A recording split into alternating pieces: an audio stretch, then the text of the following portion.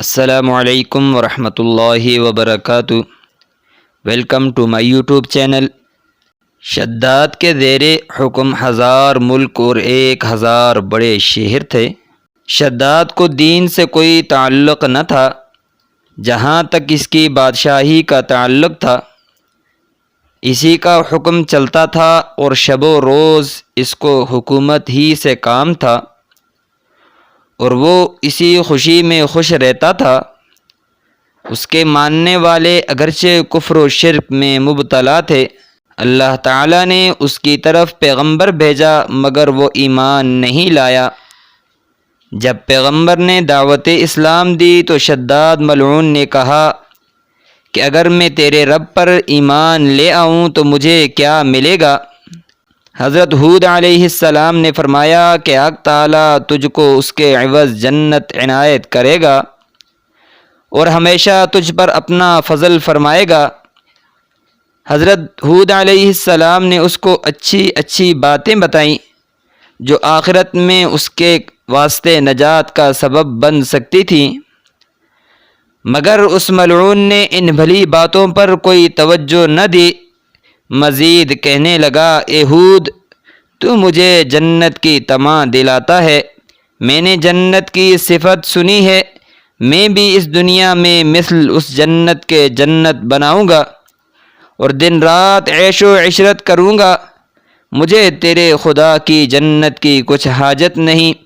حضرت ہود علیہ السلام نے فرمایا کہ اگر تو نہ سمجھا تو حق تعالیٰ تجھ پر عذاب نازل کرے گا اور تجھے کافروں والی موت دے گا۔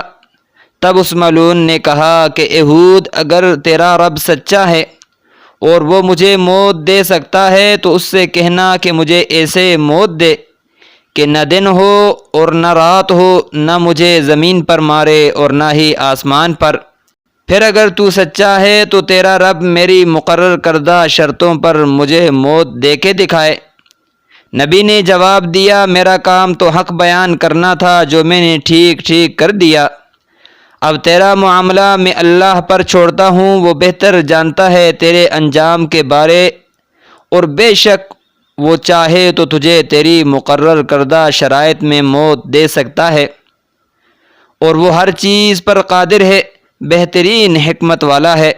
اس مکالمہ کے بعد اس ملعون نے اسی وقت اپنے زیر اثر تمام ممالک کے بادشاہوں اور وزیروں کو خطوط لکھے کہ تمہارے ملک میں جس جگہ زمین ہموار ہو اور نشیب و فراز اس میں نہ ہو، اس کی جلد ہم کو اطلاع دو، ہم اس جگہ پر جنت بنانے کا ارادہ رکھتے ہیں۔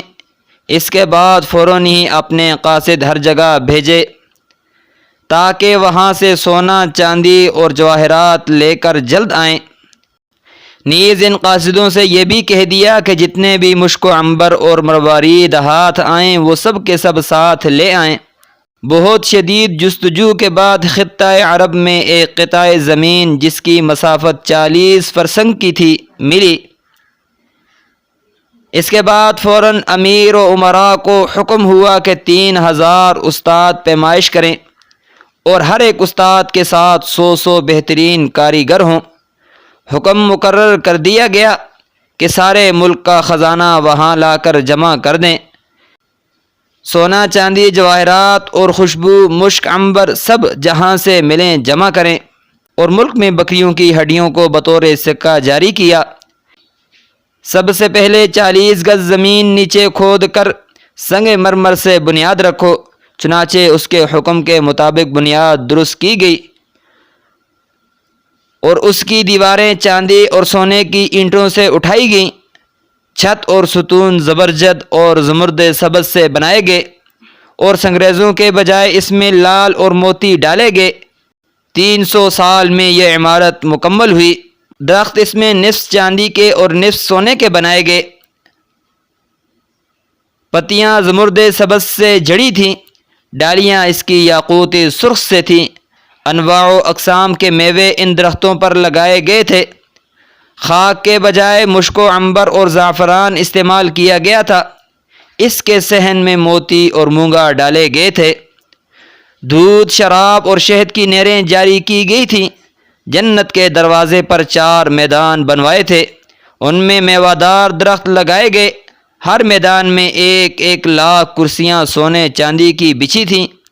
شداد نے سارے ملک کے خوبصورت لڑکے اور لڑکیاں دیکھ کر اس میں جمع کیے کہ مانند حور و غلمان کے بہشت میں اس کی خدمت میں رہیں۔ 40,000 چاندی اور سونے کے خزانے جنت کے خرچ کے لیے تھے۔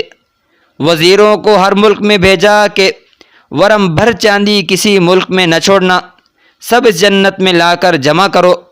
آخر یہ نوبت آئی کہ ایک عورت بڑھیا غریب و مسکین تھی، اس کے پاس ایک ورم چاندی تھی، ظالموں نے اسے بھی نہ چھوڑا۔ آخر وہ رو پیٹ کر کہنے لگی کہ میں غریب فقیرنی ہوں، سوائے ایک ورم چاندی کے اور کچھ نہیں ہے، لہذا یہ ایک ورم چاندی مجھ کو بخش دو۔ مگر انہوں نے کچھ نہ سنا۔ تب اس غریبہ نے خدا کی درگاہ میں فریاد کی کہ یا الہی تو اس کا انصاف کر، اس ظالم کے شر سے مظلوم کو بچا۔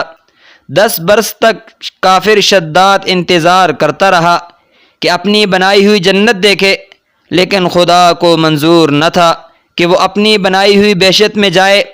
ایک روز کمال خواہش کے اپنے تمام ساتھیوں کو لے کر بہشت دیکھنے کے لیے گیا، مگر جب وہ بہشت کے نزدیک جا پہنچا اور اس نے اپنے غلاموں کو چاروں میدانوں میں بھیجا اور ایک غلام کو ساتھ لے کر جانا چاہا تو وہیں جنت کے دروازے پر ایک شخص کو کھڑے دیکھا۔ شداد نے پوچھا تو کون ہے؟ اس نے جواب دیا کہ میں ملک الموت ہوں۔ شداد نے کہا تو یہاں کیوں آیا ہے؟ ملک الموت نے جواب دیا کہ میں یہاں تیری جان قبض کرنے آیا ہوں۔ شداد نے کہا کہ تو ذرا مجھے مہلت دے تاکہ میں اپنی بنوائی ہوئی جنت دیکھوں۔ ملک الموت نے کہا کہ اللہ کا حکم نہیں کہ تو اپنی بنوائی ہوئی جنت دیکھے، کیونکہ تجھ کو دوزخ میں جانا ہے۔ اور ملک الموت نے کہا اوپر دیکھ۔ جب شداد نے اوپر آسمان کو دیکھا تب سورج بالکل عین درمیان تھا کہ نہ ڈھل رہا اور نہ طلوع ہونے والی سمت تھا کہ نہ دن میں تھا اور نہ رات کی جانب۔ ایک شرط پوری ہوئی کہ نہ دن کو مارنا نہ رات کو۔ پھر شداد نے کہا چھوڑ میں گھوڑے سے اتروں۔ ملک الموت نے کہا نہیں۔ تب اسی حالت میں اس کا ایک پاؤں گھوڑے کی رکاب میں رہا اور دوسرا پاؤں بہشت کے دروازے پر تھا۔ دوسری شرط بھی پوری ہوئی کہ نہ زمین پر تھا نہ آسمان پر، اور اسی حال میں جان اس کی قبض کر لی گئی۔ شداد لعین دوزخی ہوا اور ایک فرشتے نے آسمان سے ایک ایسی سخت زور سے آواز کی کہ اس کے سب ساتھی اس کے ساتھ ہلاک ہو گئے اور تمام کے تمام دوزخ میں چلے گئے اور کوئی بھی اس جنت کو نہ دیکھ سکا۔ اللہ تعالیٰ نے اس مقام جنت کو دنیا کی نظروں سے اوجھل کر دیا۔ مزید دلچسپ حوالہ واقعات کے لیے چینل سبسکرائب کر کے بیل آئیکن پریس کر دیں۔ شکریہ۔